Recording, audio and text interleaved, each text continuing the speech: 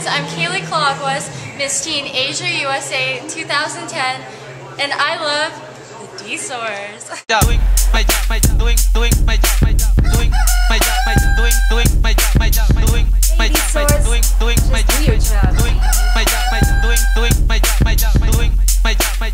doing my job. All right, first things first. Talk to us about how much you've missed boxing. Well, I really missed, I missed boxing a lot. I wasn't retired or anything. I was working on trying to get, I had an offer to fight in China, and then I had an offer to fight in Germany. So I wasn't really retired. I just wasn't being active, and to be back on top of the world, the boxing world, promoted by Bobby on the Top Rank, and fight on pay-per-view show on Showtime. That's like full circle for me. Mm-hmm. So, why return right now? We know the incident just happened not too long ago. How's the recovery, and how is it important that the timing of this to follow up what just happened? Well, I'm physically 100%. I've been cleared by my personal doctor, and next week when I get back to Las Vegas, I'll go through the comprehensive test for the commission, and I don't foresee any problems.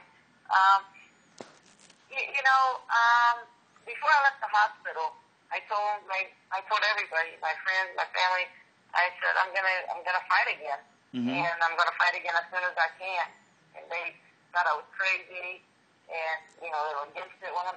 But they realized after a couple more days, and I kept talking about it, they realized that was going to be part of my healing process. Mm-hmm. And at the beginning, it was more about the healing, but now it's more about getting back in the ring and being a fighter. It's all the focus is now on just being a fighter, going out there, getting my 50th win, trying to shake up the world one more time, and to shock everybody. It was almost 15 years ago to the day that I had to fight on Tyson Bruno undercard with Dita Dougherty, and the whole world got introduced to women's boxing, and me, Christy Martin in particular. So I want to try to do that one more time and to see how far we can ride this wave. And I think Bobby on the Top Rank will play a big, huge role in the rest of my career. Definitely. And talk to us about how boxing has been vital in terms of how it's helped you with your recovery in the mental aspect, and just going back out there in the ring in familiar surroundings for you. It definitely helps me stay focused, keep my focus onto something that's positive in my life. And, otherwise, what would I be doing? Sitting at home, thinking about everything that happened and thinking negative thoughts. And, when I walked out of the hospital, I said, I'm walking out of this hospital with all positives in my life. God blessed me. God got me up off the floor and let me get out of this situation. And I'm just going to continue to be positive, and I'm going to continue to try to bring positive to other people.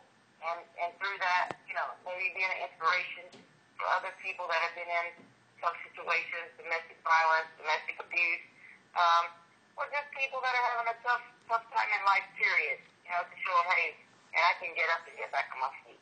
Definitely. And the whole boxing world has definitely been inspired by your story and has rallied behind you. Can you talk to us about that and how the boxing community has responded to you? So many people want to look down or criticize the boxing world. But let me tell you, this boxing family, the love and the prayers, the outpour of support is so overwhelming. Every time I talk about it, just right now, I have chills. And every time, in every interview that I talk about the boxing world and the love, it still gives me chills every time. It's been overwhelming, really, really. I mean, people that I might have probably forgotten about me or didn't even know me or could have cared less. They've contacted me through Facebook or through, on my text messages, emails, or, by word of mouth from other people. It's improving, and I'm not going to let the boxing world down when I get in the ring on March 12th. Definitely, and we're definitely happy for you and inspired by your story. And so what did that incident? How did it change you? Did it bring an extra motivation or new things to your mindset in terms of how you're gonna run your life and your career? Well, at first, a lot of it was a lot of my motivation to get back in the ring was fueled from the attack. But as time went on, I realized my focus is just on being a fighter and getting back in the ring, and I put that negative feeling out of my life. And I just want to continue to be positive, and I'm so fortunate because I'm one person that gets to wake up every morning and go do a job they love. And there's so many people out there in this world that get up every morning and go to a job, but, you know, they come home and they're mad, you know, they hate their job. Mm-hmm. I can honestly say that I love my job. I love the people I'm working with. Miguel Diaz is my trainer now. Mm-hmm. He's a, you know, an awesome person to be around. He's always positive. Everybody in the Top Rank Association, they're all positive. They all seem to be happy that I'm on board with them. And I'm just going to take all that positive energy and continue to make it grow. Definitely. And can you tell us how that how this fight came together with Top Rank? Actually, I just called. I put a call into Miguel Diaz to see if he would trade me. Mm-hmm. And I told him I was gonna move to Vegas. You know, probably might have to get a job or something. You know, to support me, but I want him to train me. And then, you know, different conversations back and forth. And I said, well, you know, why don't you let Mr. Aram know that I would love to be promoted by Top Rank, and the right people will talk to Mr. Aram, and the next thing I know, after the first of the year, I was sitting across the desk from all the top people, all the top executives at Top Rank, and we came to a deal. And I told him then that I wouldn't let him down. I won't make him regret the decision to give me this opportunity. And I think at that point, a real team was formed. Definitely, and that's really good news because especially Top Rank, they're one of the biggest promotional companies out there, and they don't really promote a lot of women's fighters, so that's really good to hear. You know, they don't, and that's one of the things that really makes a strong statement, because Mr. Aram, he promoted Mia, but, you know, I think he has a little different strategy promoting Mia than he's going to use with me. And it's a big statement. You know, he's given me a second chance on my boxing life, and for that, I'll always be very, very grateful to Top Rank. Definitely. And can you tell us how important it is for you to get your 50th win, and what kind of motivation you have coming into your fight in March? Yeah, the 50-win thing has been in my mind since probably back in like 2000.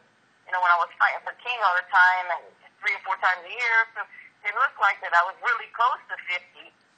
And then since '01, I've only been fighting like once a year, and sometimes some years not even fighting. So, you know, I didn't quite hit that mark as soon as I had hoped, but this is going to be a great milestone for me to get 50 wins. And then I told Mr. Aram, you know, I'm feeling so good and so positive. I'm thinking let's change that number to 60. And he has so many shows, he could, within 2 years, I could get 60 wins. Definitely. And hello, I'm Ines Saiz, and thanks for watching Straight from dSource. Doing my job, doing my job, doing my job, doing my job, doing my job, doing my job, doing